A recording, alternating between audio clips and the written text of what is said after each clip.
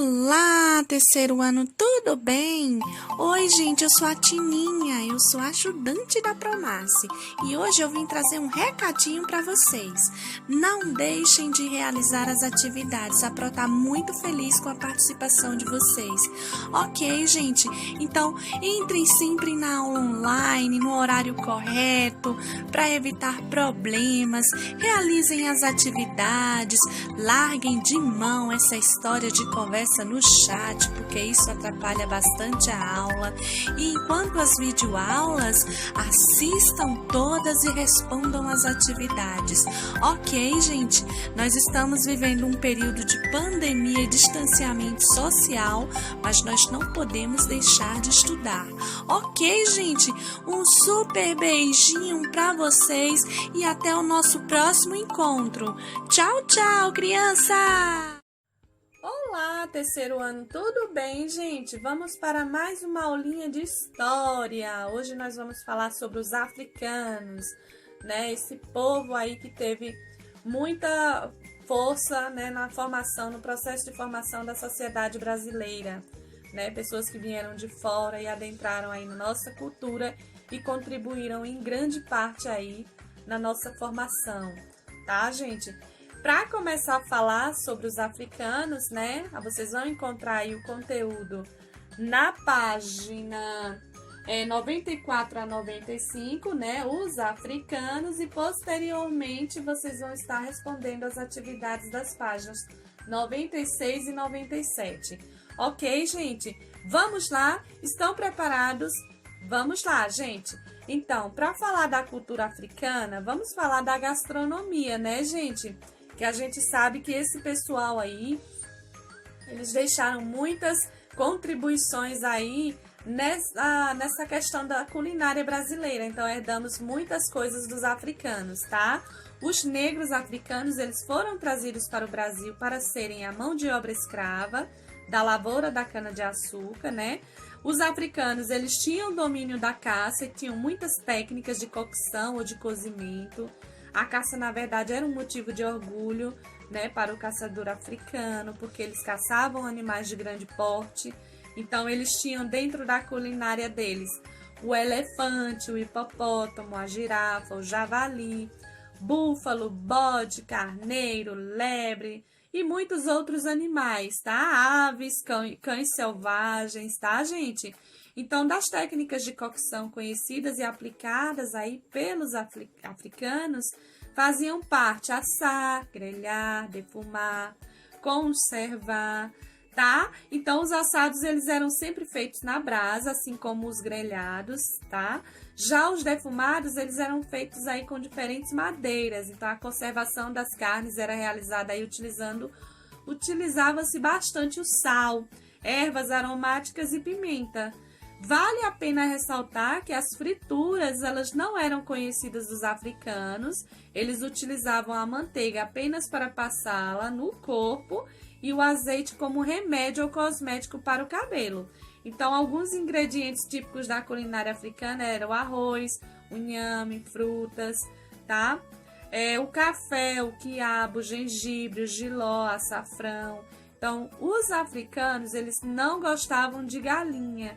E o ovo era tido aí como um remédio, tá? Então, quando os africanos chegaram ao Brasil na condição de escravos, eles viviam nas senzalas, algumas vezes de uma forma bem precária, tá, gente? Então, em algumas senzalas, haviam ali algumas coisas que eles poderiam utilizar no seu dia a dia, né? Haviam fogões onde eles preparavam os alimentos que cultivavam ou que recebiam do senhor de engenho.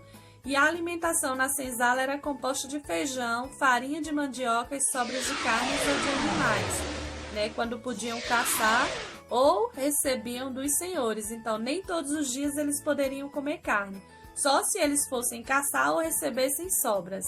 Então, era muito comum eles fazerem pirões, papas de fécula de mandioca, de farinha de sorgo. Então, dessa forma, originou-se, por exemplo, o cuscuz, que eles utilizavam lá na África para preparar o cuscuz, a semolina, né? Ou trigo né, como conhecemos. Só que aqui eles começaram a fazer com milho. E aí passaram a utilizar também na preparação de outros pratos, como a canjica, o mungunzá, o angu, a pamonha, tá? Então, como naquele período fazia-se muito o cultivo da cana-de-açúcar, aí vem a questão do açúcar. Muitas receitas de doce também foram geradas, né, juntando aí técnicas das cozinhas africanas, portugueses e mouras, no caso árabes, tá? Então, a comida que está na nossa mesa todos os dias e que encanta aí os estrangeiros que vêm ao Brasil, ela é composta por muitas contribuições dos povos africanos e também dos seus descendentes. A preparação dos alimentos aí durante o período do Brasil colônia e mesmo em tempos mais recentes esteve aí nas mãos das mulheres africanas e suas filhas, tá? Então, assim, muitos pratos tipicamente africanos, né? Tipicamente africanos, eles foram recriados no Brasil e deram origem a vários outros, como a moqueca, a conhecida feijoada, o mocotó, o delicioso carajé, que a gente saboreia na Bahia, né? A galinha de caçarola. Então, comer para os africanos era um momento sagrado, era um momento, assim, de grande alegria e diversão, que vinha aí constantemente acompanhado por músicas e danças. Então é muito legal, gente, a gente poder falar, né, sobre os africanos, né? Sabemos que na época da colonização do Brasil, lá por volta do século XVI, os indígenas eles não davam conta daquilo que os portugueses queriam, que era uma mão de obra aí, barata, e por isso aí mais de 4 milhões de africanos de diferentes regiões da África cruzaram aí forçadamente o Oceano Atlântico aí nos porões de navios negreiros para que eles pudessem chegar até aqui e servirem de escravos. Então, os navios negreiros, por exemplo, eles eram embarcações que traziam os africanos para o Brasil e chegavam ao litoral brasileiro aí pelos portos de Rio de Janeiro, Salvador, né?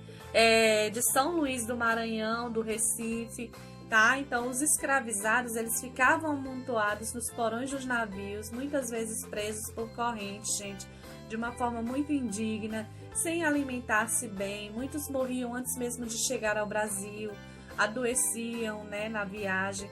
E quando chegavam aqui, o tratamento não era melhor, eles eram tratados assim de uma forma muito triste. Então, muitos escravizados sentiam falta da África e por isso sofriam, né, muito. Uma doença provocada aí como uma simples gripe acabava tirando a vida dessas pessoas. Chegavam até a morrer por não aguentar a solidão, a tristeza. Então, os africanos eles eram tratados como mercadorias pelos portugueses. Por quê? Porque eles serviam aí como mão de obra escrava e aumentavam o lucro aí da colônia portuguesa. Então, os escravos eles acabaram se tornando aí uma peça fundamental com a qual os portugueses e os comerciantes aí brasileiros estavam envolvidos, né? Já que os serviços prestados por eles aí eram muito, na verdade, eram de interesse de todos. Tá? Então, em se falando das comunidades quilombolas, muitos escravos fugiam das fazendas, eles sonhavam em ter uma vida melhor e eles acabavam fazendo o quê? Fugas, né?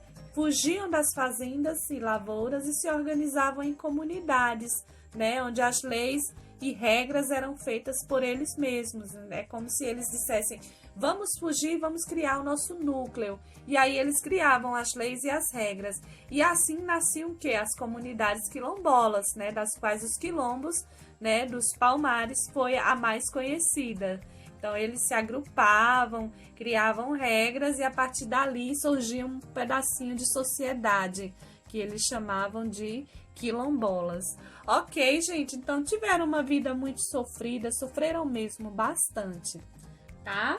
Vocês irão responder as atividades aí das páginas que a Pro mencionou no início do vídeo, a página 96 e a 97, e vocês irão mandar uma foto de correção, de realização da atividade para que a Pro possa estar registrando aqui, ok? A correção, ela vai acontecer através da nossa aula online.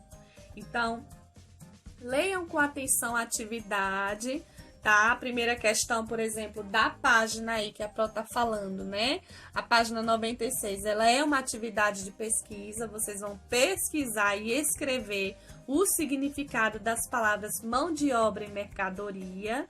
Na segunda questão, você vai escrever o nome dos locais em que os navios negreiros aportaram no litoral brasileiro, quais foram as cidades que esses navios chegaram, tá? Na terceira questão, você vai estar olhando aí a imagem de um navio e vai pintar seu porão, onde os africanos escravizados eram trazidos. Depois você vai descrever como era a vida desses africanos dentro dele. Percebam que tá tudo no livro, isso aí você pode consultar no próprio livro de vocês, ok? Temos aí na quarta questão da página 97 um mapinha. Aí ele diz, observe o mapa e escreva o nome das cidades onde estavam localizados os portos que recebiam os navios negreiros. São 4 cidades que você vai colocar aí. Vamos lá, vocês vão pesquisar e vão colocar. Na letrinha A, descreva como era e onde se localizava o porto seguro dos escravizados, né, fugidos, chamados aí de Quilombola dos Palmares, né? Então, vocês vão estar respondendo, tá, gente? Na quinta questão, vocês têm aí uma cruzadinha que vocês vão preencher aí mediante a leitura aí das alternativas A, B, C e D. Ok, gente, então essa foi a nossa aula de hoje. Respondam as atividades e não deixem de mandar para a Pro. Um super beijinho para vocês e até a nossa próxima aula. Tchau, tchau!